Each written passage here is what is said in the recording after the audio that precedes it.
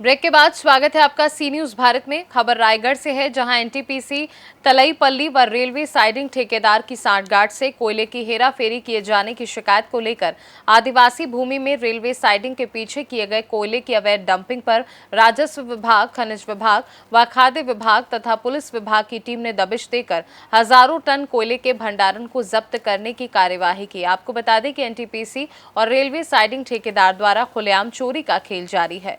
एक पूरी प्लानिंग के तहत खुलेआम इतनी बड़ी मात्रा में आदिवासी भूमि में डंप करने की आवश्यकता क्यों पड़ी? इससे स्पष्ट होता है कि कोयले के अवैध इस खेल में स्थानीय प्रशासन से लेकर जिले के अधिकारी तक संलिप्त होने की आशंका जताई जा रही है। ठेकेदार का बचाव करने के लिए कोयले के इस खेल में एक नेता की भी एंट्री हो चुकी है। नेता की एंट्री होते ही इस पूरे मामले पर धीरे धीरे पर्दा डालने का प्रयास किया जा रहा है।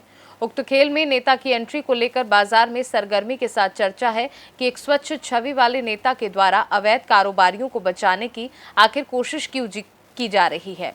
नेता की स्वच्छ छवि होने पर भी सवाल खड़ा होने लगा है। ये जानकारी मिली है कि ठेकेदार द्वारा अपने काले कारोबार को अनवरत जारी रखने के लिए यहां से लेकर वहां तक के अधिकारियों को खुश करने के लिए तरह तरह के जतन किए जा रहे हैं। नमस्कार साथियों, मैं खड़ा हूँ आज कारी छप्पर साइडिंग के पास में और कुछ दिनों पहले ही एसएसएल बिजारी खदान के स्वयं कर्मचारियों द्वारा ग्रेड को बदलने का जो खेल के कर्मचारियों को स्वयं शिकायत किया गया था अपने सीनियर से, और आज उस खेल के बाद में आज मैं यहाँ पर खड़ा हूँ और मेरे पीछे आप देख रहे होंगे कोयला का एक बहुत बड़ा भंडार यहाँ पर किया गया है। और इस तरीके से मेन रोड के किनारे में कोयले को डंप करना, क्या इसकी परमिशन ली गई है, जांच का विषय है। और किस तरीके से माल किसका है, कहाँ जा रहा था, ऐसे क्या आवश्यकता पड़ गई कि यहाँ पर लाके माल को डंप कर रहे हैं, फिर यहाँ से पलटी किया जा रहा है और किसके इशारे पे काम हो रहा है।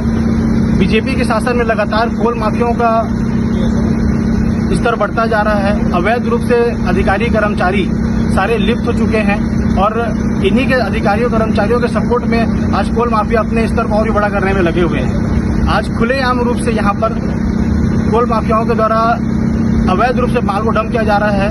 अगर इस यहाँ पर डिपो बनाने की तैयारी थी, डिपो का परमिशन लिया गया है। मैं आपको बता दूं कि इस पूरे सड़क पर में कहीं पर डिपो नहीं है और अच्छा अवैध रूप से यहाँ पर डंप करके ग्रेड का खेल खेलना, माल को पलटी करना, कहीं पर और करना, क्या साइडिंग का माल है।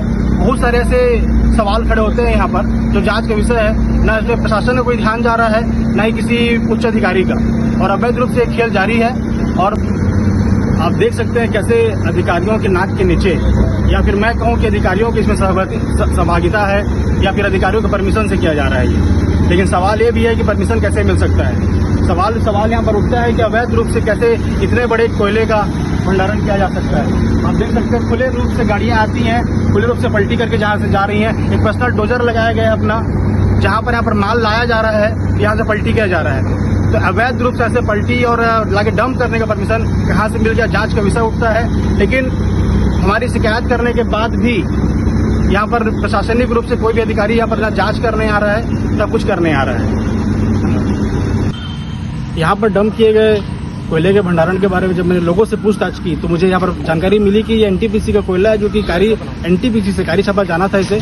और इस पूरे मामले में ये साफ जाहिर हो रहा है कि यहाँ पर चोरी की नियत से यहाँ पर कोयले को डंप कराया गया था। और इसमें पूरी तरीके से एनटीपीसी की सांठगांठ है और रेलवे साइडिंग की सांठगांठ से ये मुमकिन हो सकता है। रायगढ़ से सी न्यूज संवाददाता सुनील जोल्हे की रिपोर्ट।